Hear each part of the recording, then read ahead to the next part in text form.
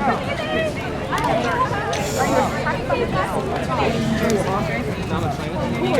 not starting to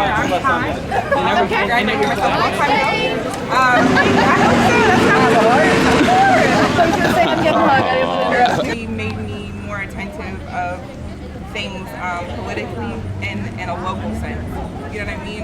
And I don't think that I would have been as interested in making sure my facts are true about the people I'm voting for, or interested in, if it wasn't for empowering young women. So I just thought it would be a nice. That's very nice. Nice little gesture, something positive. Connect with the community. We back. We have our guest, Miss Ty Noel, Ty Thomas, whatever you guys would like. What would you like us to call you? Yeah, you can call me Ty. Those closer to me, my family, my really close friends call me Noel. But I'll take it. Whatever. Okay. So, today we're just going to be here to talk about her charity and her involvement in the community. Just so you guys know, our upcoming events, we have our back to school program coming. We'll have after school be like every Friday. That's in the works. We also have our kitchen program that'll be coming up for One Voice, One Community. Make sure y'all look out for that. And also our hub will be opening up.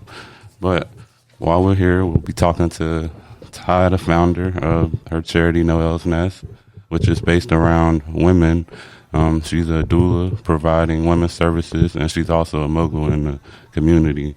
Okay, so I do have a mystery question for you if you're ready for that. Okay. Okay, so if you could change the world for women, what would it look like? Because, not having a lot of, opportunities. I mean, y'all are grasping them now, and that's the crazy thing, Ooh, that's a heavy question. If I could change the world for women, it would look like a society who appreciates matriarchal ideas, if that makes sense. I know that's kind of broad. Okay. But women and their roles as women, as mothers, as divine feminine, I feel like it's not appreciated in the way that it was and the way that it could be. So if we could get back to that, that's what it would be. Okay, that's a great answer. I like that answer for sure. I agree. So can I ask, are you from Fayette County originally? I'm from Uniontown, born and raised. Okay, yeah. Okay, that's good. So what made you stay here? Well, I actually didn't. I moved. I was actually just having this conversation. I had a crazy urge to leave as a teenager, heading into college, graduating high school. I wanted to go. And looking back on that now, I feel like it was a necessary thing, because I had to leave to have certain experiences or to make me appreciate where I'm from and what it's done for me, and it's made me who I am. So I feel like that was necessary. So even though I did move, I keep finding myself back home. So, okay. Yeah. Do you travel a lot now? When I can, yeah. Okay. So where did you move to? I moved to the Poconos. Yeah. Whoa. Yeah. Yeah. Oh wow. So it was more like, I'm not sure. Is it like a third world? I'm not sure how that. No, so it is on the other end of the state, where Western PA. It's entirely Eastern PA. It's about an hour and a half outside of New York City. It's a big, like, touristy place. People come to ski. Kalahari is there. They have a bunch of resorts and stuff like that. So people know the Poconos as like a resort place. So yeah, that's where I'm at. Okay. Now can I ask, what made you want to start a charity? I started my charity particularly because I wanted to be a birth worker. I didn't know that it was going to end up being a charity. I didn't go into it looking for financial gain, but I did plan on taking clients, and it was going to be a business. As time went on, I ended up, just helping women and not even considering a profit.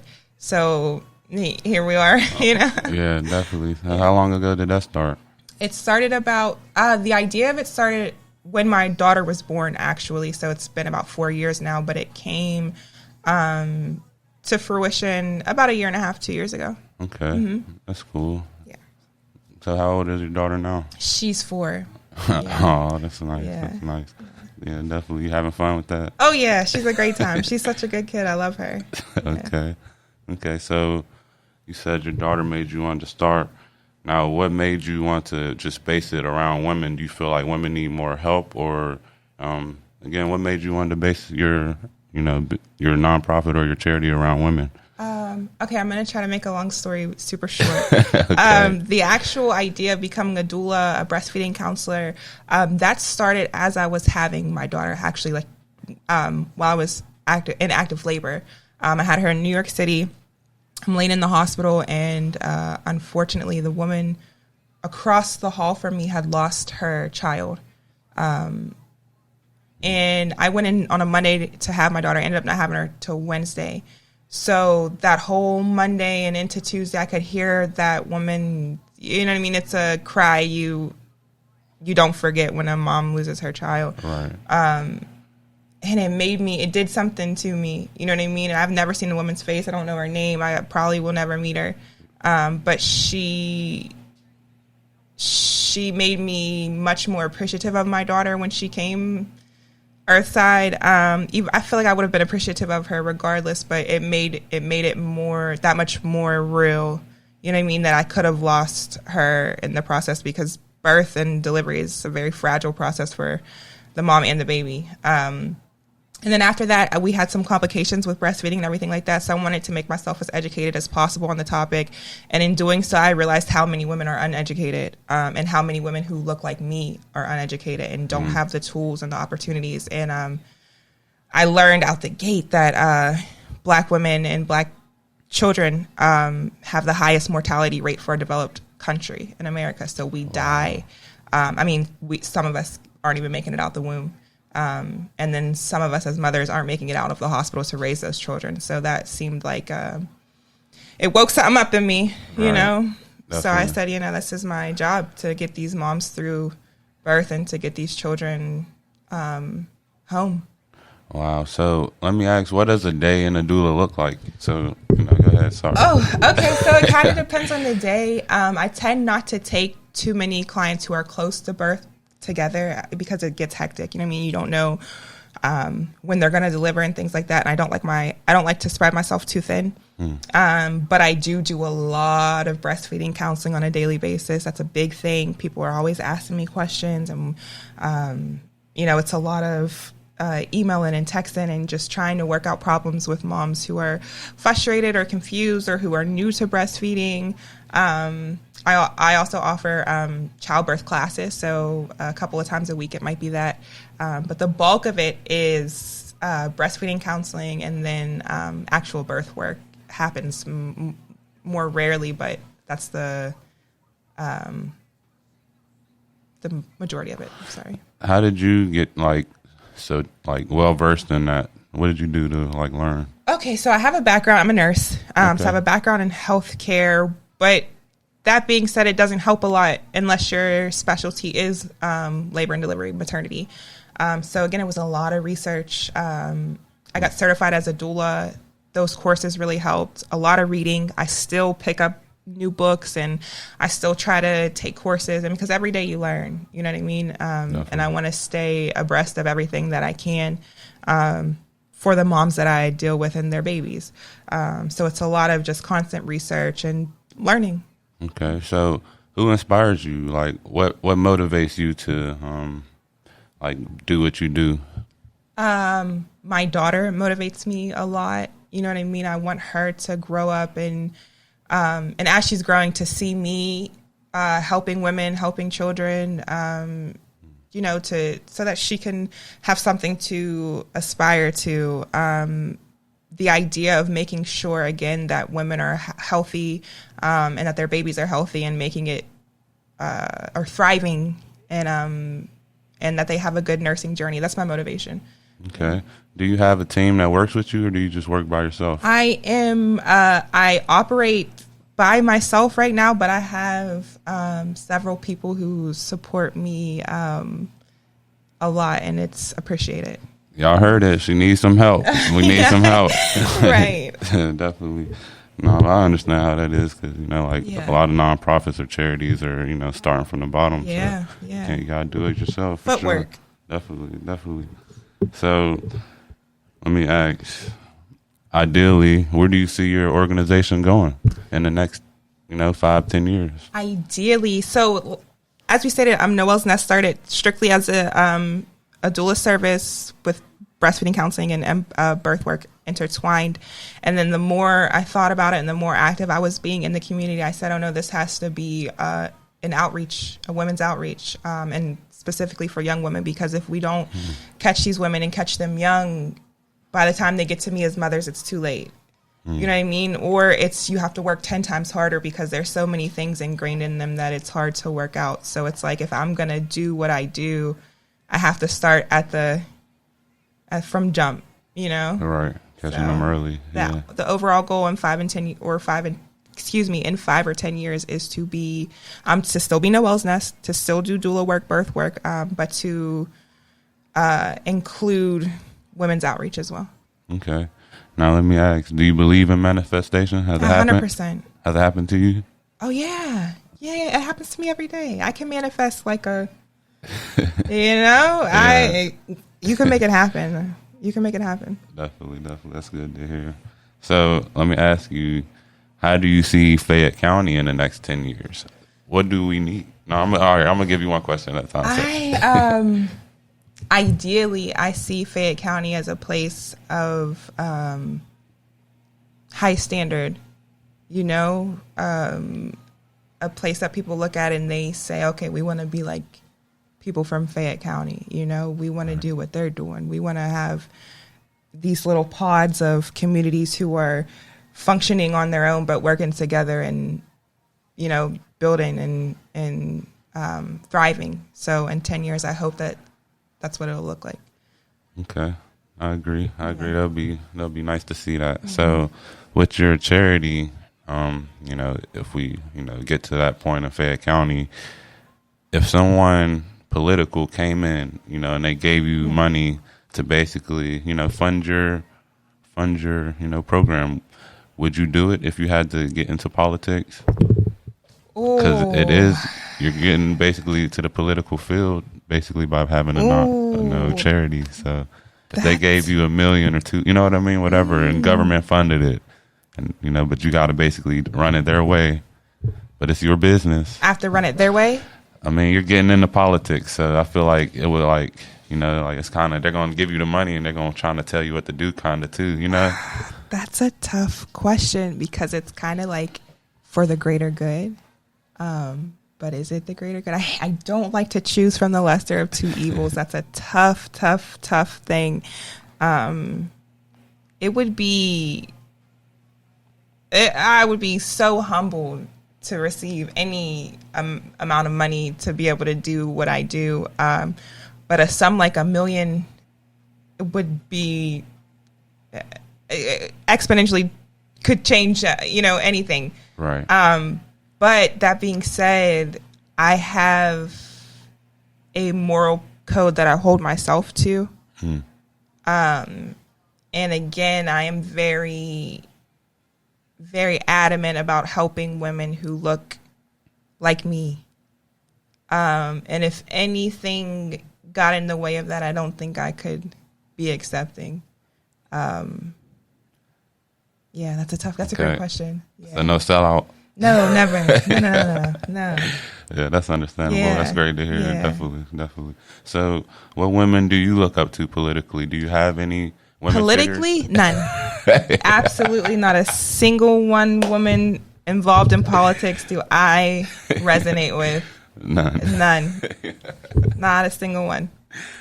That's a great answer. I try to stay out of politics as well. Yeah, I tend to. You know what? I should double back on that. There are women in politics who possess great qualities, who do great things, amazing things in their own communities, nationwide, statewide, and even internationally.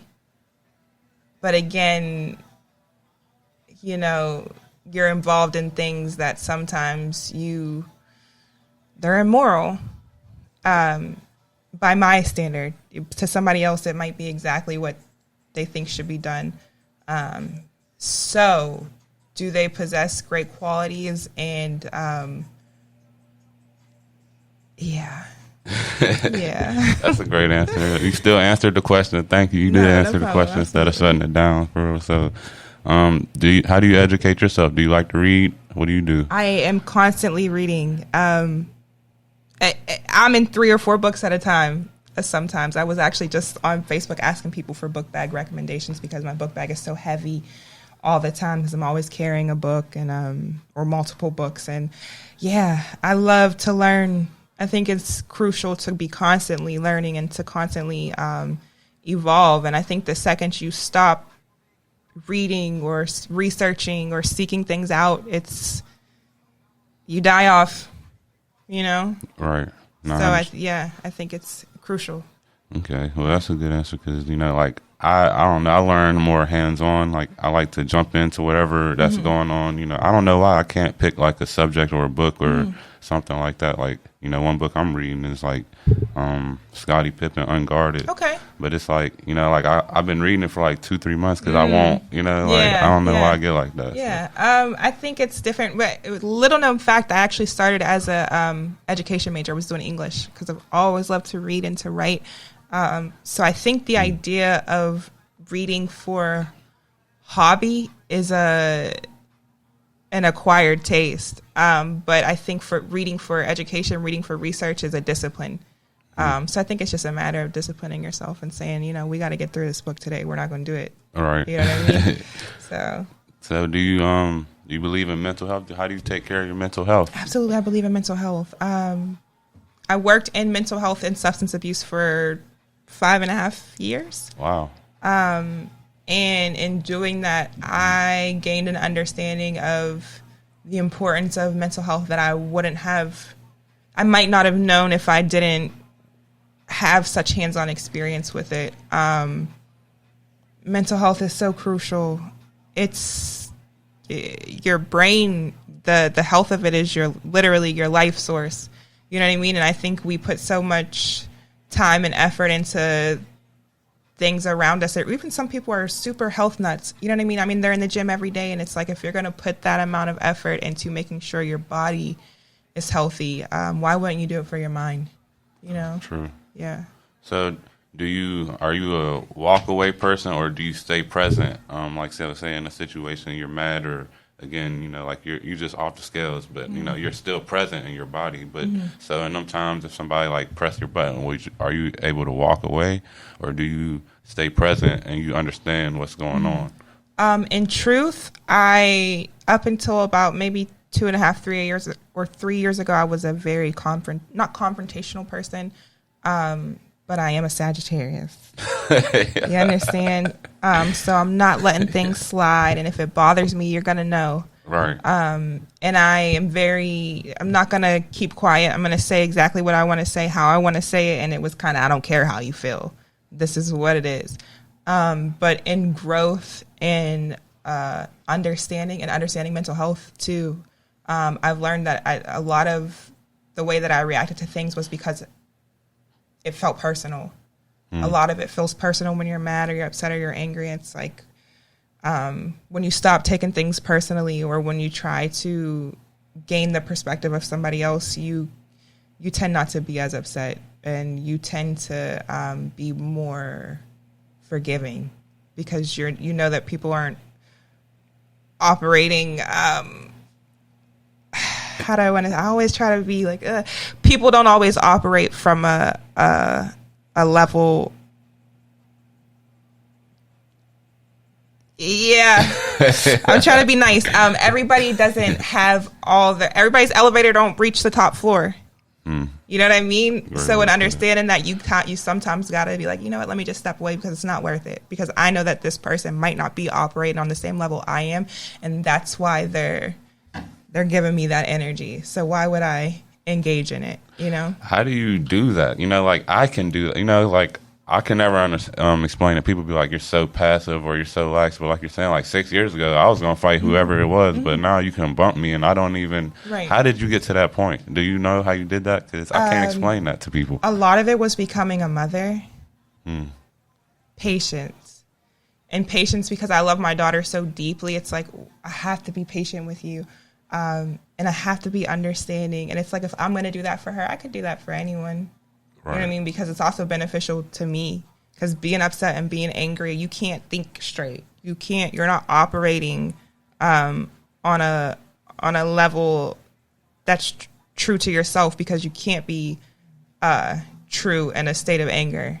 You know, so you're going to do things that you're going to think about later, and you're going to be like, damn, I shouldn't have. Right. You know what I mean? So when you stop and you think about that for a second, you take a deep breath, you're like, is it worth it?